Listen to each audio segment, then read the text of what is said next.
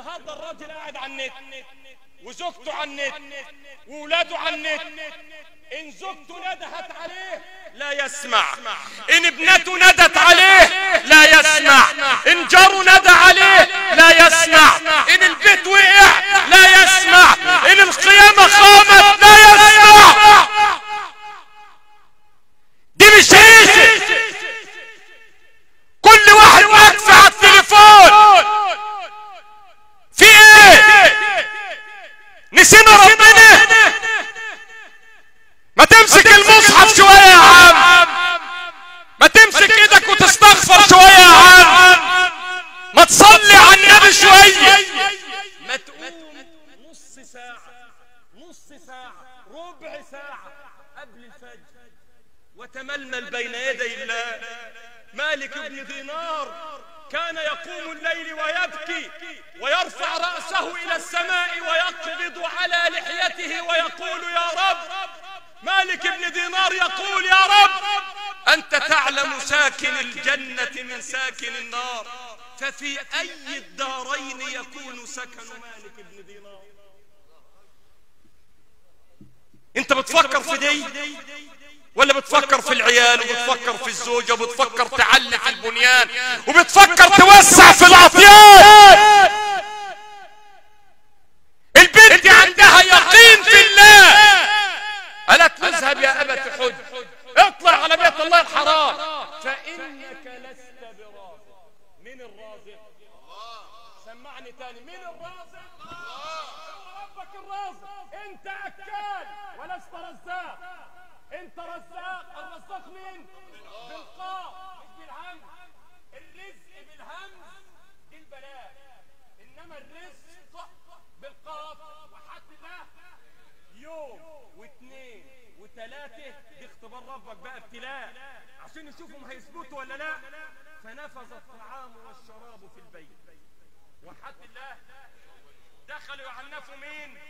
بركاتك يا ستينة، لا في اكل ولا شرب. طب نعمل ايه؟ صليت على سيدنا النبي. دخلت تبكي وترفع شكواها الى من يقول وقوله الحق ومن يتق الله. الشباب النهارده يا عم الشيخ يقول لك ربنا يرزقني بوظيفه وانا اتقيه. لا، ربنا قال في الدستور بتاعه الرباني اتقيني وبعدين ارزقك. ما تقلبش الآية. ومن يتق الله الأول يجعل له ويرزقه. انتوا عارفين الشاب اللي راح لسيدنا الشيخ الشعراوي؟ اقولها ولا كفايه؟ عظيم فوضى. صلى على سيدنا النبي. الشاب اللي راح لسيدنا الشيخ الشعراوي وقال له يا مولانا انا بشتغل في فندق بيبيعوا خمور، ما توحد الغفور. قال له يا ابني شغلك حرام وفلوسك حرام. طب اعمل ايه؟ مش احسن من القعده اكل عياله طوب؟ قال له اتق الله وربنا يرزقك. قعد في البيت مراته حربايه عماله تنغزه، ناكل منين ونشرب منين ونعمل منين؟ قال لها والله لو كلت طوب لو هموت جوع لن اعود الى الحرام. قعد شهر واثنين وثلاثه وسبعة اشهر من غير شغل في البيت وعناء. عارف دلوقتي هو فين؟ مدير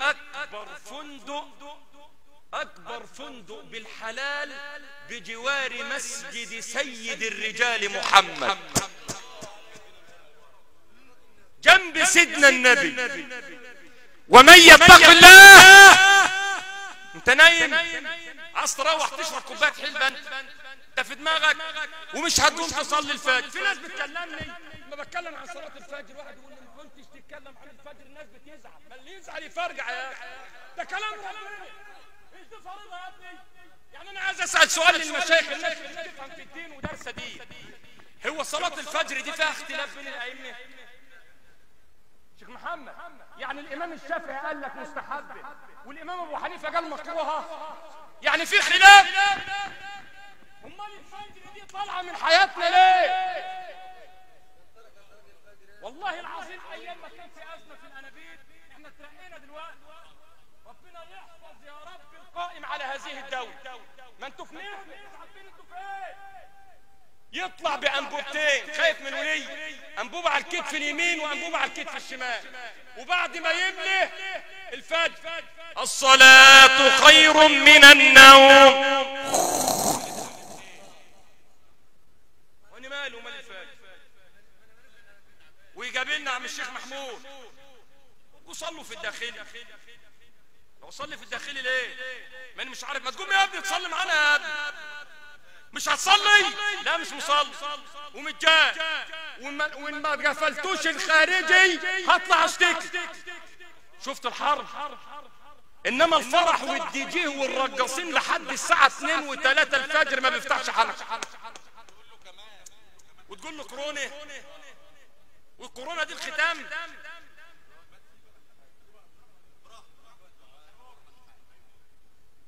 عايزين يا رجال.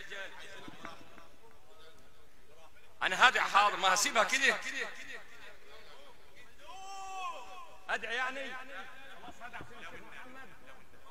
تعال فوضى. ايه كمل القصه. طب هكمل القصه بتاعت حاتم الأصم. اكمل ولا يا رجاله كفايه؟ خلص. طيب صلوا على سيدنا النبي. هكمل اول قصه حاتم الأصم. يا عم ده بركه، ده هتوسع بالوقت. فلما ذهب لحج بيت الله الحرام، لما الطعام نفذ دخلوا يعنفوه، رفعت شكواها الى الله. فامير القريه، شوف ربك وشوف الاختبار، كان يتفقد احوال الرعيه وهو ماشي، احس بعطش كاد ان يقتله. وحد الله. فجه امام اقرب باب، امام باب حاتم الأصم، وقال لجنوده ادركوني بكوب من الماء. اتوحد اخلص اهو، خلي بالك، ادركوني بكوب من الماء. فالجنود راحوا عند باب مين؟ عند باب حاتم الأصم، اقرب باب.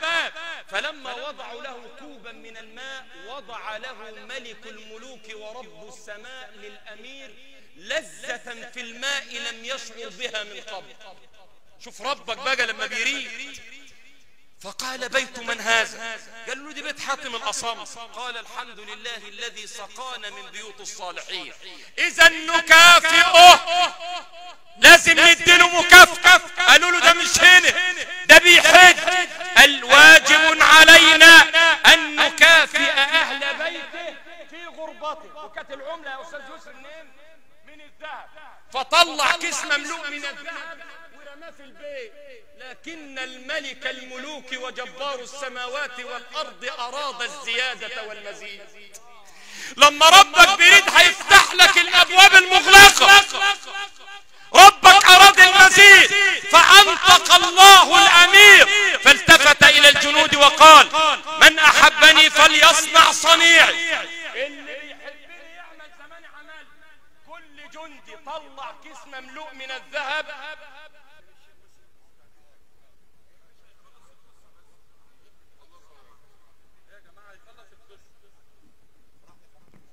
خلاص.